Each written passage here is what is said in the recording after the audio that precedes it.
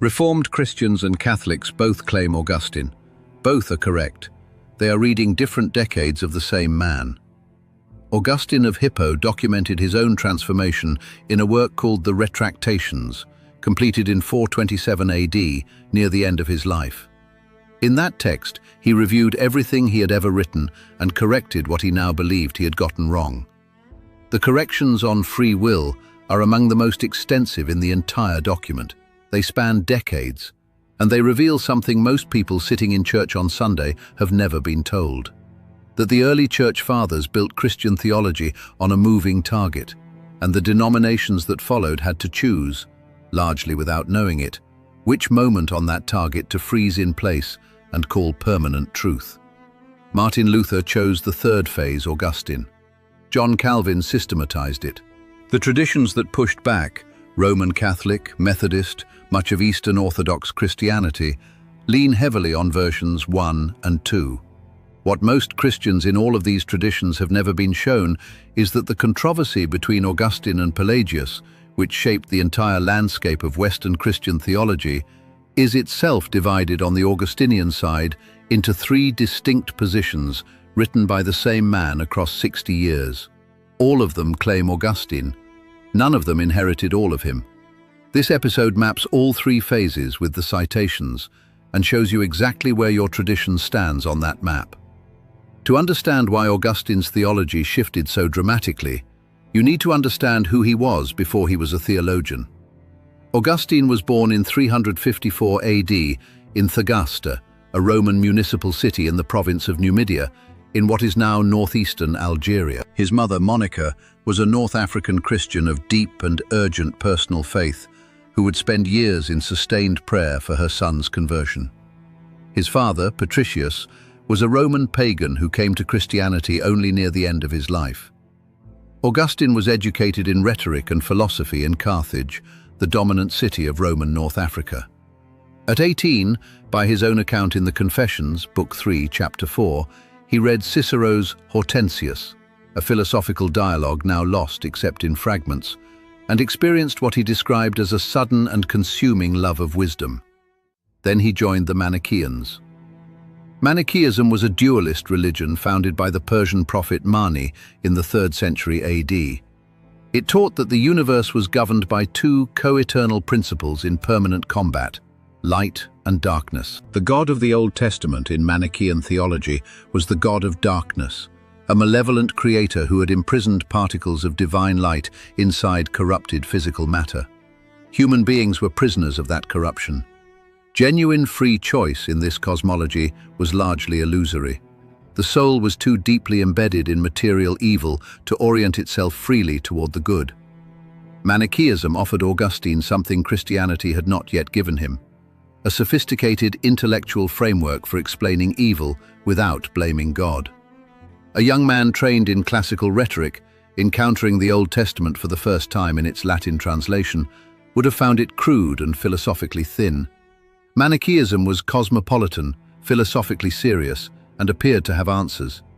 It would take 9 years for Augustine to understand how shallow those answers actually were.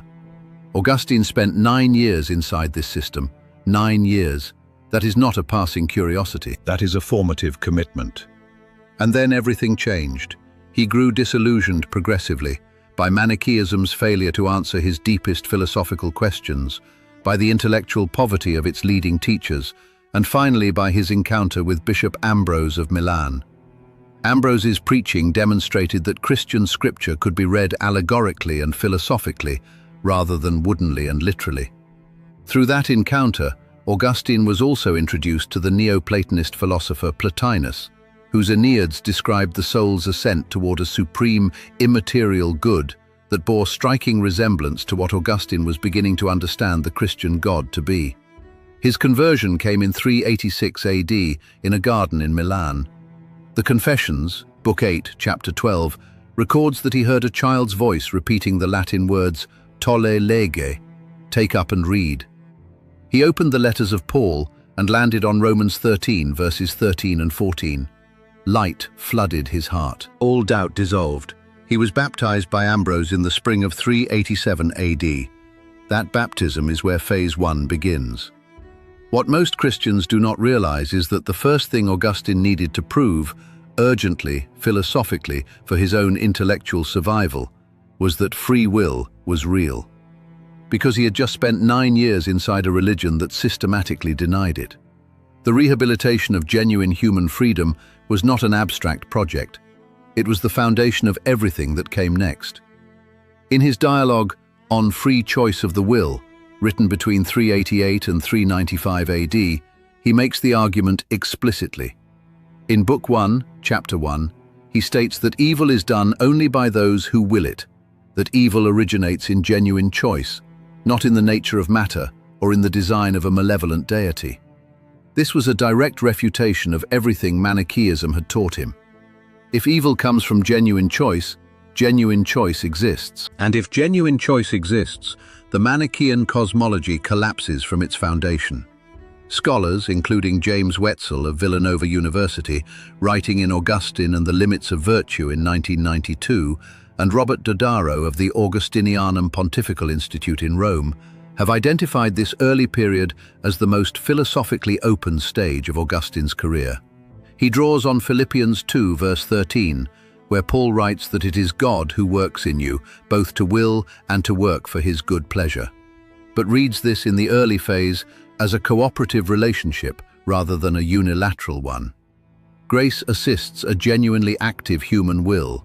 The will is real, the response is real, and the human being who responds bears genuine moral responsibility for that response. If you attend a Methodist, Wesleyan, or Roman Catholic church, or any tradition that teaches you must personally accept or reject the offer of salvation, you are standing far closer to this first Augustine than you have probably been told. If what you just heard surprised you, that the Augustine your tradition cites as its theological anchor spent 9 years inside a movement that denied free will before he wrote a word of Christian theology, you are not alone. Most Christians who inherit Augustinian theology inherit the conclusions, not the history that produced them. This channel exists for exactly that gap. Every episode reconstructs the historical record that existed before the traditions formed around it, simplified it, and handed down the summary. If this is the first episode you have seen from Hidden Christian History, subscribe now and turn on notifications. You will not want to receive any of this late. Before you continue, leave one word in the comments. The word that came to mind when you heard that Augustine spent 9 years rejecting free will before he wrote his defense of it. Not a sentence, one word. You would be surprised how consistent the answers tend to be.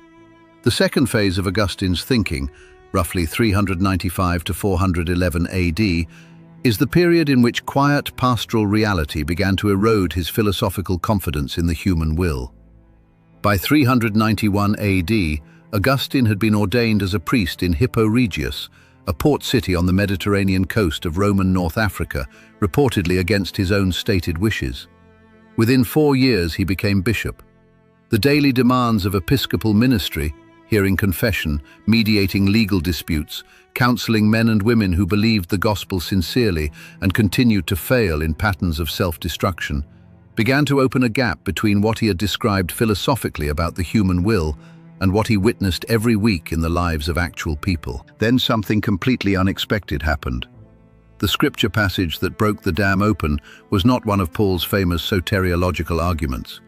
It was a question about twins born before either had done anything at all. In his unfinished commentary on Paul's letter to the Romans, written around 394 to 396 AD, Augustine was working through Romans 9, verses 11 through 13, where Paul quotes the prophet Malachi. Jacob I loved, but Esau I hated, and specifies that this judgment was pronounced before either twin had done anything good or evil. Augustine's earlier interpretation had been that God foresaw Jacob's future faith and chose him on that basis, a reading that preserved human merit, even foreknown merit, as the ground of divine election. By 396 AD, he could not sustain that reading. He documents the shift himself in the Retractations, Book 2, Chapter 1. I tried to maintain free choice of the will, but God's grace won. That sentence is one of the most honest admissions in the history of Christian doctrine. a bishop reviewing his own earlier work, recording publicly where he had made an error, not under institutional pressure, but out of intellectual conviction.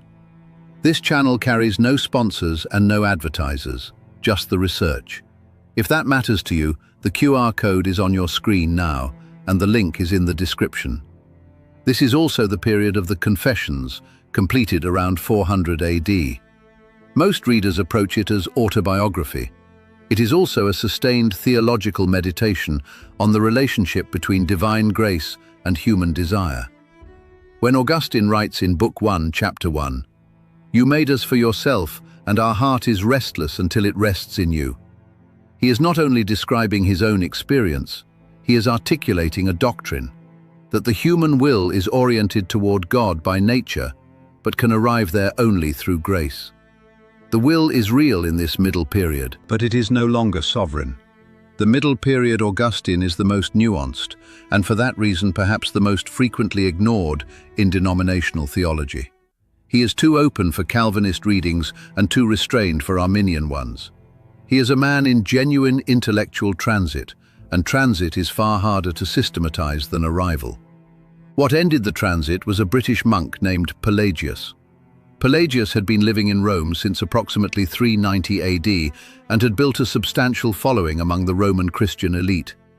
His teaching, reconstructed from Augustine's refutations and the fragments that survive, held that human beings possess a genuine natural capacity for moral goodness, that God's grace assists primarily through the example of Christ and the forgiveness of sins, that infants dying unbaptized faced no condemnation, and that the command recorded in Joshua 24 verse 15, "Choose this day whom you will serve," meant precisely what it said, a real choice by a real person with genuine consequences either way.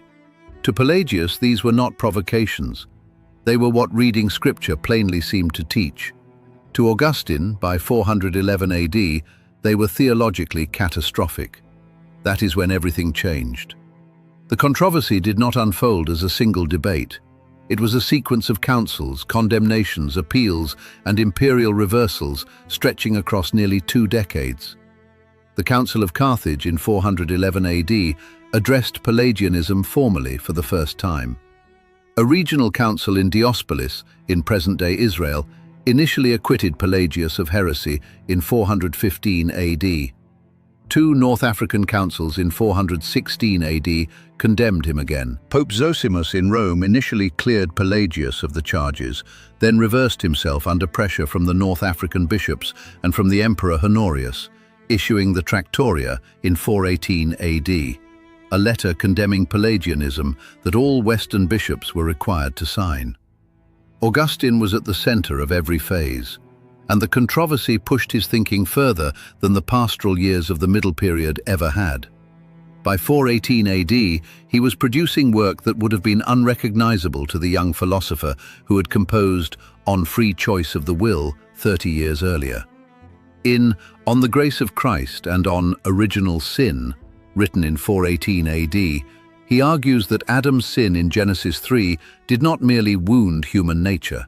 It destroyed the will's genuine capacity to orient itself toward God without divine intervention. He builds this on Romans 5 verse 12, where Paul writes that sin entered the world through one man and death through sin, so that death spread to all men because all sinned, and interprets this as a total inheritance of both guilt and corruption transmitted through natural descent from Adam. The human will, for the late Augustine, is not a neutral faculty waiting to be directed. It is bent, consistently, irrevocably bent away from God, unless grace intervenes. And grace in this final formulation does not assist the will from outside. It transforms the will from within. The question this episode is asking cannot be answered with yes or no. If you were handed a theology and told it was Augustinian, and it turned out you had been given only one phase of a man who spent 60 years revising his own conclusions, what does that create for you as someone who genuinely wants to understand what you believe? I have put together a written companion to this series, The Hidden Confessions, 7 Truths Augustine of Hippo Kept from the World, and what they reveal about faith, sin, and the birth of Christianity. The link is in the first comment, and if you are watching on a screen, the QR code is there now. Augustine's final and most uncompromising statement on predestination came in On the Predestination of the Saints, written between 428 and 429 AD, just over a year before his death. In it, he argues that God's election of individuals to salvation is entirely unconditional, not based on foreseen faith, not on foreseen virtue or merit, on a divine choice made outside of time, grounded solely in God's sovereign will. He cites Ephesians 1, verses 4 and 5, where Paul writes that God chose us in him before the foundation of the world, having predestined us for adoption as sons through Jesus Christ, according to the purpose of his will, and reads this as an unambiguous declaration of unilateral divine election, prior to and independent of any human response. This is the Augustine that Martin Luther rediscovered in the early 16th century. Luther was an Augustinian friar, formerly a member of the Order of the Hermits of St. Augustine, a religious community established in 1244 AD. He had read Augustine extensively throughout his formation as a monk and priest. When he began developing the theology that became Protestant Christianity, the late Augustine was the patristic authority he reached for most consistently. Luther's On the Bondage of the Will, written in 1525 in direct response to Erasmus of Rotterdam's defense of human freedom, draws its central argument from this late Augustinian tradition. Erasmus had argued that human beings genuinely cooperate with grace, a position that echoes the early Augustine. Luther rejected it as functionally Pelagian. The exchange between Erasmus and Luther is, in historical terms, a dispute between Phase I Augustine and Phase III Augustine, conducted by two men who had read the same texts and arrived at irreconcilable conclusions about which decade was authoritative. And then the story took a turn no one anticipated. John Calvin took Luther's argument and built a comprehensive theological architecture around it. His Institutes of the Christian Religion, published in its final form in 1559, cites Augustine more than any other church father. Scholars at the Meter Center for Calvin Studies at Calvin University have documented over 300 direct citations of Augustine in Calvin's collected works. When Calvin writes in the Institutes, Book 3, Chapter 23, that God not only foresaw the fall of the first man, but arranged everything by the determination of his own will, he is extending the precise logic of Augustine's On the Predestination of the Saints across 16 centuries. Reformed denominations today, Presbyterian, Dutch Reformed Baptist traditions, are explicitly Calvinist and therefore explicitly late Augustinian in their doctrine of election. Arminian traditions, Wesleyan, Methodist, much of the Pentecostal world, descend from the corrections of Jacobus Arminius, the Dutch Reformed theologian whose 1608 Declaration of Sentiments explicitly argued that the early and middle Augustine were more faithful to Scripture than the late one. These are not two traditions divided by an unbridgeable theological gap. They are two traditions reading different decades of the same source. Here is what no one saw coming. Eastern Orthodox Christianity, which was never drawn into the Augustinian predestinarian trajectory in the same way the Western Church was, presents a structurally different answer. Eastern theologians, drawing on the Cappadocian Church Fathers of the 4th century, Gregory of Nyssa, Gregory of Nazianzus, Basil the Great, maintained a view of original sin in which the image of God in humanity is damaged but not destroyed. The Orthodox theologian George Florovsky, writing in the 20th century, described this position as one that understands genuine human freedom as constitutive of personhood itself, not a feature that grace overrides, but the very thing that makes human relationship with God possible and meaningful in the first place. Roman Catholicism, after the Council of Trent, convened in multiple sessions from 1545 to 1563, attempted a formal doctrinal settlement. The Tridentine definitions on justification affirmed both the absolute necessity of grace and the reality of genuine human cooperation with that grace. The internal Catholic debates that followed, particularly the sustained controversy between the Jesuits and the Jansenists, a 17th-century movement that embraced late Augustinian predestination with extraordinary rigor, stretched across more than a century before the papacy formally condemned Jansenism through the bull Unigenitus in 1713. Augustine's ghost kept arguing long after Augustine was gone. What you have encountered in this episode is one dimension of a history this series continues to examine. Augustine's theology of free will connects at every point to his views on original sin, the nature of the church, baptism, political theology, and human desire. And all of those connections shift across the same three phases this episode has traced. The arguments behind the doctrines, the political pressures that shape them, and the real human lives behind the politics all deserve careful examination on their own terms. There is more waiting for you in this series. Every episode goes deeper into the history most Christians were never given. Subscribe and turn on notifications so none of it reaches you late. This is history built for people who want to understand what they actually inherited, not just what they were told to believe. Each episode in this series earns that attention. What Augustine left behind is not a single theology, it is three, each one forged in response to a specific pressure that the previous phase had not anticipated and could not absorb. The first emerged from a man desperate to prove that human beings are not cosmic prisoners. He had spent 9 years believing they were. The urgency of that refutation shaped everything about how he first articulated Christian freedom. The second emerged from a bishop watching real human beings fail in ways his philosophy had not predicted.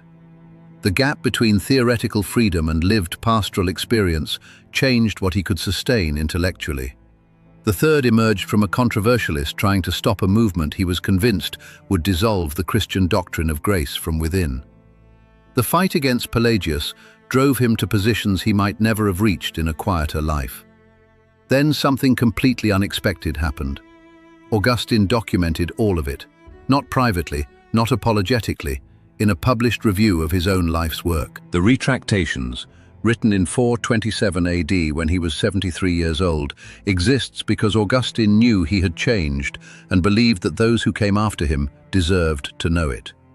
He wrote in the preface that he undertook this task so that others would not receive his errors along with his insights. That act, reviewing your own conclusions publicly, marking where you had been wrong, giving those who would inherit your theology the information they would need to understand where it came from, is nearly without precedent in the history of Christian thought. It did not prevent the traditions from choosing one phase and holding it permanently, but it left behind a record of the roads not taken in each case. You were handed a theology. This episode has tried to give you the map it came from. What you do with that wider map, whether it changes how firmly you hold your tradition's conclusions, confirms something you had quietly suspected, or simply opens a question you did not have before, is yours to decide. That is not a small thing. Augustine spent 60 years deciding. He put every revision in writing. He died with the Vandals at the gates of Hippo, still not finished with the corrections. The heart, he wrote, is restless until it rests in God. 16 centuries later, so is the theology that tried to explain it.